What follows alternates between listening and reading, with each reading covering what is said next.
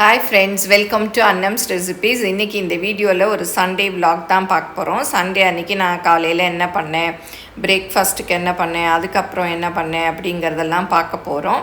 அதெல்லாம் பார்க்குறதுக்கு முன்னாடி நான் சமீபத்தில் ஊருக்கு போனேன். போயிட்டு வந்துக்கிட்டு இருந்தோம். அப்போ நைட்டு ஆகிடுச்சு. டின்னருக்கு அடையார் ஆனந்த பவனில் டிஃபன் சாப்பிட்லான்னு உள்ளே போனோம். அப்போ நம்ம சப்ஸ்கிரைபர் வனஜா குரோம்பேட்டையில் இருக்கிறதா சொன்னாங்க. அவங்களும் சாப்பிட்டுட்டு இருந்தாங்க. அவங்களுக்கு 60th பர்த்டேயாக அவங்க பொண்ணு கூட வந்திருந்தாங்க. அவங்க பொண்ணு வந்து சொன்னாங்க, இவங்க தான் அவங்க பொண்ணு, உங்களை ரொம்ப பிடிக்கும் ஆண்டி, உங்கள் வீடியோஸ் எல்லாம் பார்த்துக்கிட்டே இருப்பாங்க எப்போவுமே அப்படின்னு சொன்னாங்க. அவங்களுக்கு ரொம்ப சந்தோஷம். அவங்கள பார்த்ததும் எனக்கும் ரொம்ப சந்தோஷம். கொஞ்ச நேரம் பேசிகிட்டு இருந்தோம், ஃபோட்டோஸ் எல்லாம் எடுத்துகிட்டு இருந்தோம். அப்புறம் அவங்க பர்த்டேக்கு நானும் விஷ் பண்ணேன். அப்புறம் கொஞ்ச நேரம் பேசிட்டு அப்படியே வந்தோம். நீங்களும் சுவையாக சமைக்கணுமா, எங்கள் மசாலா பொடிகளை யூஸ் பண்ணி பாருங்கள். அதெல்லாம் வாங்கணுன்னா ஸ்க்ரீனில் வர்ற வெப்சைட்டுக்கும் வாட்ஸ்அப் நம்பருக்கும் போய் ஆர்டர் பண்ணிங்கன்னா நீங்கள் வேணுங்கிறத வாங்கிக்கலாம். சண்டே மார்னிங் சரி, மாவெல்லாம் கூட இருக்குது, பட்டு பூரி பண்ணலாம். ஏன்னா இன்றைக்கி தான் ஃப்ரீயாக பண்ண முடியும். அதனால ஃப்ரீயாக மாவு பிசைஞ்சு வச்சிடலாம். இப்போ காலையில் 7:30 மணி. மாவு பிசைஞ்சு வச்சுட்டு அப்படி கிழங்கு வச்சுக்கலாம். நீங்கள்லாம் யார் யார் சண்டே என்ன பூரி பண்ண உங்களுக்கெல்லாம் பிடிக்கும்னு கமெண்ட்டில் சொல்லுங்கள். ஏன்னா மற்ற நாளில் எல்லாம் பூரி செஞ்சு சாப்பிட்டு ஆஃபீஸ்க்கு போகிறதெல்லாம் முடியாது. இன்றைக்கி நான் கொஞ்சம் ஃப்ரீயாக வீட்டில் தானே இருப்போம், அதனால் இன்றைக்கி பண்ணலாம் அப்படின்னு சொல்லிட்டு மாவு பிசைஞ்சிட்ருக்கேன். பூரிக்கு தெரியும் இல்லையா எல்லாருக்குமே, நல்லா திக்காக பிசைஞ்சிக்கணும். சப்பாத்திக்கு மாதிரி பிசையக்கூடாது, அப்புறம் எண்ணெயை குடிக்கும். அதனால் கொஞ்சம் கொஞ்சமாக தண்ணி ஊற்றி டைட்டாக பிசைஞ்சிக்கணும். அப்புறம் வந்து இஞ்சி பூண்டு பேஸ்ட்டு பண்ணலான்னு சொல்லிட்டு கொஞ்சம் பூண்டு எடுத்து வச்சுருக்கேன். மாவு பிசைஞ்சு உருட்டி வச்சுட்டு இதையும் உரிச்சிக்கலாம் அப்படின்னு சொல்லிட்டு இதெல்லாம் பண்ணி வச்சுக்கிட்டோம்னா வீக் டேஸ்க்கு நமக்கு கொஞ்சம் ஈஸியாக இருக்கும். பாருங்கள், இந்த மாதிரி டைட்டாக பிசைஞ்சிக்கணும். நல்லா அப்படி திக்காக இருக்கணும். அப்படி இருந்தால் தான் பூரி எண்ணெயே குடிக்காது. இதுக்கு எண்ணெய் எல்லாம் ஊற்றி பிசைய வேண்டாம். சப்பாத்திக்குன்னா எண்ணெய் ஊற்றி பிசைஞ்சிக்கலாம் சாஃப்டாக வரணும்னு. இதுக்கு வெறும் உப்பும் தண்ணியும் தான். நான் எப்படி பஃபி பூரி வர்றது அப்படிங்கிற வீடியோ கூட தனியாக போட்டிருக்கேன், அதில் டீட்டெயில்டாக. இப்போ வந்து சின்ன சின்னதாக நம்ம உருட்டி வச்சுக்கிட்டோம்னா தேய்க்கிறதுக்கு கொஞ்சம் ஈஸியாக இருக்கும். அந்த நேரம் நம்ம வந்து உருட்டிகிட்ருக்க வேண்டாம். ஏன்னா கை இப்போ தான் அந்த மாவு பிசைஞ்ச கையோடு அப்படியே உருட்டி வச்சிடலாம். உங்களுக்கு எவ்வளோ சைஸ் வேணுமோ அந்த மாதிரி உருட்டிக்கலாம். இந்த பூரி இது இந்த மாதிரி வழுவழுன்னு வரணுன்னு நல்லா இந்த மாதிரி ப்ரெஸ் பண்ணிவிட்டு உருட்டினீங்கன்னா நல்லா வழுவழுன்னு வரும். லைட்டாக உருட்டினா தான் அந்த ஒரு மாதிரி நல்லா வராது. கொஞ்சம் அழுத்தம் கொடுத்து உருட்டினோன்னா நல்லா வழுவழுன்னு வரும்.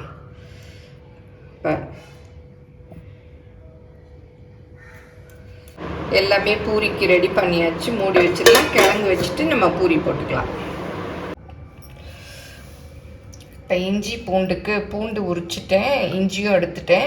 நான் எப்போவுமே இஞ்சி பூண்டுக்கு வந்து ரெண்டும் ஈக்குவல் தான் போடுவேன். இப்போ இஞ்சி கொஞ்சம் கம்மியாக இருக்குது, சரி பரவாயில்ல அப்படின்னு சொல்லிட்டு அரைக்க போகிறேன். அப்புறம் இது வாங்கிட்டு வந்து அரைக்கிறோன்னா வேலை கொஞ்சம் கெட்டுடும். அதனால் சரி இருக்கிறது கொஞ்சம் தான் குறையுது. அந்த அது நீங்கள் கப்பில் எடுத்தாலும் அதே அளவு எடுத்துக்கோங்க, இல்லை கிராமில் எடுத்தாலும் அதே அளவு எடுத்துக்கோங்க. இதை அரைக்கணும். இப்போ பூரிக்கு கிழங்கு வேக வச்சுட்டேன். வெங்காயம் இதெல்லாமே நறுக்கியாச்சு. தக்காளி தக்காளி பாருங்கள் எவ்வளோ வேலை விற்கிது. இருந்தாலும் நமக்கு தக்காளி போடாமல் செஞ்சோன்னா அது என்னவோ ஒன்று மிஸ் பண்ணுற மாதிரி இருக்குது. அதனால் இந்த மாதிரி சின்ன சின்னதாக தக்காளி வாங்கிக்கிட்டிங்கன்னா இது வந்து கெடாமல் இருக்குது. நல்லா நம்ம வேணுங்கிறதுக்கு கொஞ்சம் கொஞ்சம் போட்டுக்கலாம்.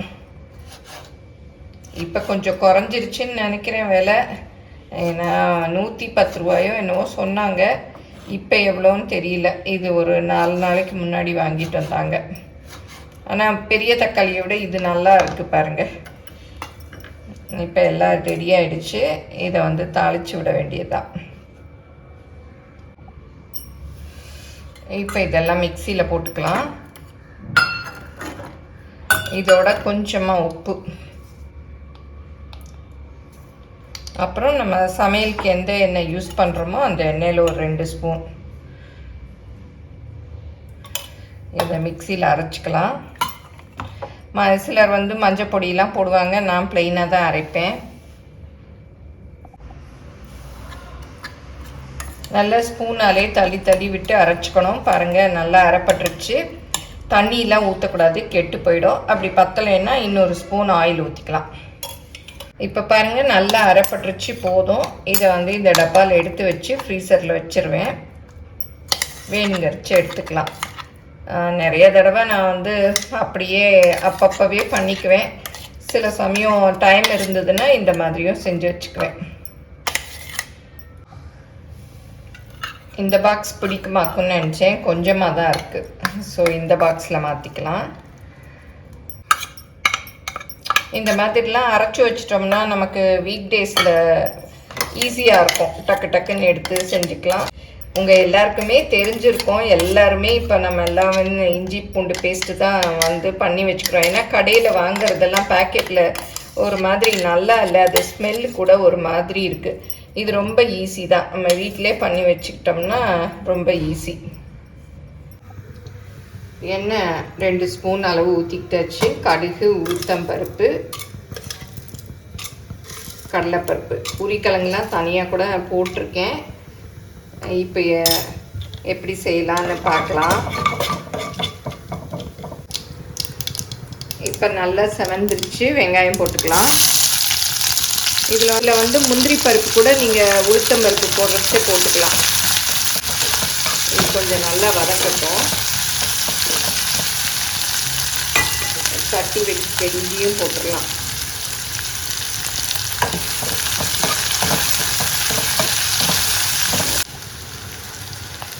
இப்போ கருவேப்பிலை, பச்சை மிளகாய், தக்காளி எல்லாத்தையும் போட்டுக்கலாம்.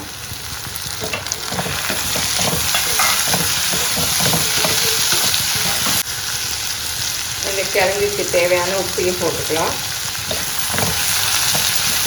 இதில் நீங்கள் கொஞ்சம் கேரட் துருவி சேர்த்துக்கிறதுனாலும் சேர்த்துக்கலாம், பட்டாணி போடுறதுனாலும் போட்டுக்கலாம். அதாவது நம்ம இஷ்டம்தான். ஏன்னா சில ஹோட்டலில் வந்து பட்டாணி போட்டிருப்பாங்க, சில இதில் வந்து துருவிட்டு கேரட் கூட இருக்கும் ஒவ்வொரு ஹோட்டலில். இப்போ வேக வச்ச உருளைக்கிழங்கையும் தோல் வச்சுட்டு போட்டாச்சு. கொஞ்சம் மஞ்சள் பொடி போட்டுக்கலாம்.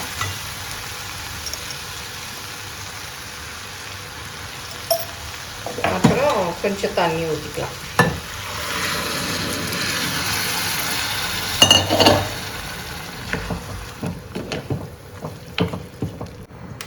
இப்போ கொதி வருது. 1 ஸ்பூன் கடலை மாவு இந்த மாதிரி தண்ணியில் கரைச்சிருக்கணும். நல்லா கட்டி இல்லாமல் கரைச்சிக்கணும், இல்லாட்டி கட்டி ஆகிடும். கரைச்சிட்டு ஊற்றிக்கலாம். கடலை மாவு இல்லைன்னா பொட்டுக்கடலை மாவு, எந்த மாவுனாலும் ஊற்றினா நல்லா திக்காக சேர்ந்து நல்லாயிருக்கும். பொட்டுக்கடலை இருந்தால் கூட நீங்கள் அதை மிக்சியில் அரைச்சிட்டு 1 ஸ்பூன் அளவு எடுத்துக்கிட்டு இதில் வந்து சேர்த்து இப்படி கலக்கி விடலாம். நல்லா கொதிக்கட்டும். மூடி போட்டு அப்படியே மூடிடலாம். டிஃபன் எல்லாம் ரெடி ஆகிடுச்சு. ரெடி பண்ணிட்டேன் இல்லையா, பூரியும் கிழங்கும். சரி, கொஞ்சம் தோட்ட வேலைகளுக்கு இப்போ வந்திருக்கோம்.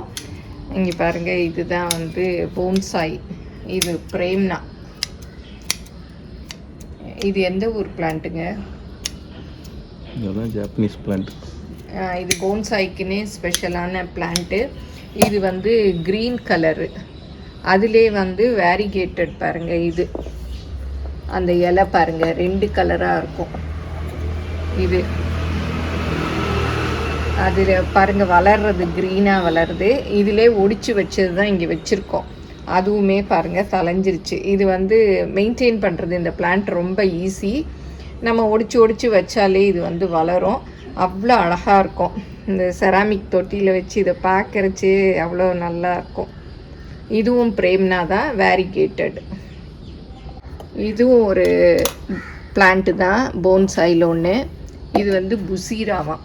பாருங்கள், நல்லா அப்படி இந்த மாதிரி டம்ளர் மாதிரி தொட்டியில் இருக்குது. இப்படி இந்த ஷேப்பில் இருக்குது. இந்த சங்கு வந்து நாங்கள் ராமேஸ்வரம் போன போது வாங்கிட்டு வந்தோம். அதில் ஓட்டை போட்டு அவங்க வாங்கிட்டு வந்தாங்க. ஓட்டை எல்லாம் கூட இருக்குது தண்ணி போகிறதுக்கு. இதில் வந்து டேபிள் ரோஸ் வச்சுருக்கோம். பூத்திருக்கு பாருங்கள், நல்லா பிங்க் கலர் அழகாக பூத்திருக்கு. இது சும்மா சங்கு அங்கே நிறைய விற்றுது, அதில் ஒன்று வாங்கி அவங்களையே ஹோல்ஸ் போட சொல்லி எடுத்துகிட்டு வந்தோம். இந்த ஸ்டாண்டெல்லாம் கொஞ்சம் தள்ளிட்டு கொஞ்சம் மண் இதெல்லாம் இருக்குது, அதெல்லாம் க்ளீன் பண்ணிவிட்டு அடுக்கணும். இன்றைக்கி வந்து ரீப்ளான்ட் பண்ணுற வேலையெல்லாம் இல்லை, கொஞ்சம் எடுத்து வச்சு இது பண்ணணும். அப்புறம் இது பாருங்கள், எல்லோ கலர் டேபிள் ரோஸ் பூத்திருக்கு, ஒன்றே ஒன்று வந்துருக்கு பாருங்க. அப்படியே இங்கே ஸ்டாண்டில் மாட்டியிருக்கோம். இந்த தொட்டி பார்த்திங்கன்னா ஸ்ரீலங்காவில் வாங்கினோம். இந்த மாதிரி 2 தொட்டி வாங்கினோம். அங்கெல்லாம் எங்கே மாட்டுறதுனே தெரியல, அப்படியே வச்சுருந்தோம். 3 வீடு மாதிரி அது சேஃபாக வந்து இந்த இடத்துல மாட்டியிருக்கோம் பாருங்கள், கம்பி போட்டு. அதில் வந்து டேபிள் ரோஸ் இந்த பக்கம் ஒன்றும் அந்த பக்கம் ஒன்றும் மாட்டியிருக்கோம். எல்லோ கலர் டேபிள் ரோஸு, அது அழகாக நிறைய பூ கரைச்சி பார்க்கவே நல்லாயிருக்கும். நல்லா இது வந்து பிளாஸ்டிக் தொட்டி தான், நல்லா திக்காக நல்லா ஸ்ட்ராங்காக இருக்குது. இந்த பக்கம் பாருங்கள் பிங்க்கு, அது கூட ஒரு பூ வந்திருக்கு பாருங்கள். இன்னும் கொஞ்சம் நேரம் கழித்து தான் நல்லா விரியும். இதில் ஃபுல்லும் பிங்க் செடி வச்சுருக்கோம். டேபிள் ரோஸ் தான் அழகாக வளர்ந்துருக்கு. இன்றைக்கி வெதர் கூட நல்லா இருக்குது, மழை தூரிகிட்டே இருக்குது. இது ரோஸ் மல்லி பாருங்கள், இதை நல்லா அடுத்தடுத்து பூத்துக்கிட்டே இருக்குது. அப்புறம் நான் சொன்னேன் இல்லையா மினி ஆரஞ்சுன்னு, பாருங்கள் எல்லாமே குட்டி குட்டி காய் விட்டுருக்கு, நிறைய காய் இருக்குது. இன்னும் பெருசாக வந்ததும் நான் காமிக்கிறேன் பாருங்கள், நிறைய காய் இருக்குது. உருளைக்கிழங்கு ரெடி ஆயிடுச்சு, நல்லா திக்காயிடுச்சு பாருங்கள். கொத்தமல்லி தூவிட்டு இறக்க வேண்டியது தான். இறக்கியாச்சு, ஆஃப் பண்ணிட்டேன். நிறைய கொத்தமல்லி போட்டால் நல்லா வாசமாக இருக்கும். இந்த தண்டுலாம் இருக்குது பாருங்கள், அதெல்லாம் கூட போடுங்க, நல்லாயிருக்கும். உருளைக்கிழங்கு சூப்பராக ரெடி ஆயிடுச்சு. இன்னும் கொஞ்சம் தண்ணியாக இருந்ததுன்னா இன்னும் ஒரு 1/2 ஸ்பூன் கடலை மாவு கலந்து மிக்ஸ் பண்ணிக்கங்க, நல்லா திக்காயிரும். பூரியெல்லாம் தேய்ச்சி வச்சாச்சு. பூரி தேய்க்கிறதுக்கு எண்ணெய் தான் யூஸ் பண்ணோம். ஏன்னா நம்ம மாவு யூஸ் பண்ணோன்னா எண்ணெயில் அப்புறம் நம்ம பொரிக்கிறச்சு அப்படியே எண்ணெயில் கருப்பு கருப்பாக ஆகிடும் பாருங்கள். இந்த மாதிரி கொஞ்சம் திக்காக தேய்ச்சிக்கிட்டோன்னா நல்லா பூரி எலும்பும். லேசாக தேய்ச்சிக்கிட்டோன்னா எலும்பாது. இந்த அளவு இருக்கணும், அப்போ தான் நல்லா உப்பி அப்படியே நல்லா மேலே எழும்பி வரும். நிறைய பேர் வந்து இந்த பூரி நல்லா பஃபியாக வர்றதுக்கு ரவையெல்லாம் 1 ஸ்பூன் சேர்த்துக்குவாங்க. அப்படி சேர்த்தும் பண்ணலாம். இப்போ நான் வந்து ஒன்றும் சேர்க்கலை, சேர்க்காமே நல்லா பூரி எலும்பி வரும் பாருங்கள்.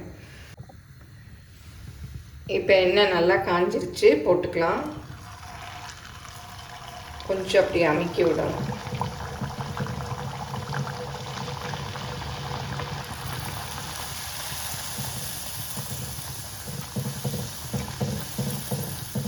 பாருங்கள், சூப்பராக எழும்பி வந்துடுச்சு. நம்ம கொஞ்சம் திக்காக நம்ம தேய்ச்சோன்னாலே நல்லா எழும்பி வந்துடும். கொஞ்ச நேரம் இந்த பக்கம் வேகட்டும், அப்புறம் இந்த பக்கம் திருப்பி விடலாம்.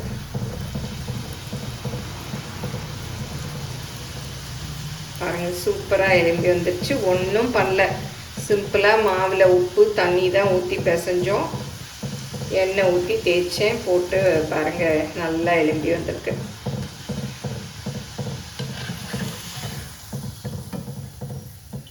நல்லா பஃபி பூரி ரெடி ஆயிடுச்சு. காலையில் டிஃபனுக்கு நல்லா புசுன்னு பூரியும் கிழங்கும் ரெடி ஆயிடுச்சு. இனி வந்து தோட்ட வேலை முடிச்சுட்டு மத்தியானம் லஞ்ச் ரெடி பண்ணணும். இப்போ ஸ்டாண்டில் உள்ள செடியெல்லாம் எடுத்துகிட்டு அந்த இடத்த க்ளீன் பண்ணியாச்சு. இப்போ செடியெல்லாம் இங்கே இருக்குது, எல்லாம் எடுத்து அதில் அப்படியே எடுத்து வைக்கணும்.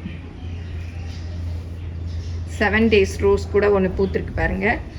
அது அப்படியே கேட்டை பார்த்துக்கிட்டே போகுது, அப்படியே ஒன்று அழகாக பூத்துருக்கு பாருங்கள். அப்புறம் இங்கே மொட்டுலாம் வந்திருக்கு. காஷ்மீர் ரோஸும் பூத்துருக்கு, ஆனால் பூ என்னவோ குட்டி குட்டியாக வருது, எதலே நிறைய இல்லை. அது கொஞ்சம் உரம் போடணும். இது வந்து இந்த பக்கம் வருது, அது அந்த பக்கம் போகுது. இது வந்து கொடி சம்பங்கி, நிறைய வாங்கி வச்சோம், நிறைய கொடியாக ஓடிட்டுருக்கு. எப்போ பூக்கும்னு தெரியல, பெரிய கொடியாக போயிட்டே இருக்கு பாருங்க. சங்குப்பூ அப்படியே தொட்டியிலேருந்து படர்ந்து இப்படி வருது. ஒரு பூ கூட இன்னைக்கு பூத்துருக்கு.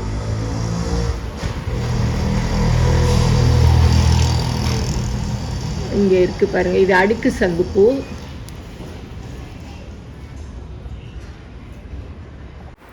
இது வந்து வெளியில் வீட்டுக்கு வெளியில் உள்ள டேபிள் ரோஸ். நான் கூட ஒரு தடவை எல்லாம் வெட்டிட்டு போயிட்டாங்கன்னு சொன்னேன் இல்லையா, அது பாருங்கள் திரும்பவும் தலைஞ்சு எவ்வளோ பூ பூத்துருக்கு. ஒரு 56 பூக்கிட்ட இருக்குது, நான் எண்ணி பார்த்தேன். அது கலரும் அது பூத்திருக்க அழகையும் பார்த்தாலே அவ்வளோ நல்லாயிருக்கும். இதை பார்த்தா யாருக்குமே அந்த செடியை கொண்டு போகணுன்னு தானே ஆசை வரும். அவங்க எடுத்துகிட்டு போவாங்க. அது வளர்ந்து வளர்ந்து அழகாக பூக்கும். அது தூரத்துலேருந்து பார்க்கறச்சு அவ்வளோ அழகாக அந்த எல்லோ கலர் சூப்பராக இருக்கும். எல்லாத்தையும் நீட்டாக அடுக்கியாச்சு, எல்லாம் மண்ணெல்லாம் கழுவி விட்டாச்சு. இந்த வீடியோ உங்கள் எல்லாருக்கும் பிடிச்சிருக்குன்னு நினைக்கிறேன். பிடிச்சிருந்தா லைக் பண்ணுங்கள், எங்கள் சேனலை மறக்காமல் சப்ஸ்கிரைப் பண்ணுங்கள், உங்கள் ஃப்ரெண்ட்ஸுக்கும் ஷேர் பண்ணுங்கள். ஃபேஸ்புக், இன்ஸ்டாகிராமில் அன்னம்ஸ் ரெசிபீஸை ஃபாலோ பண்ணுங்கள். தேங்க்யூ.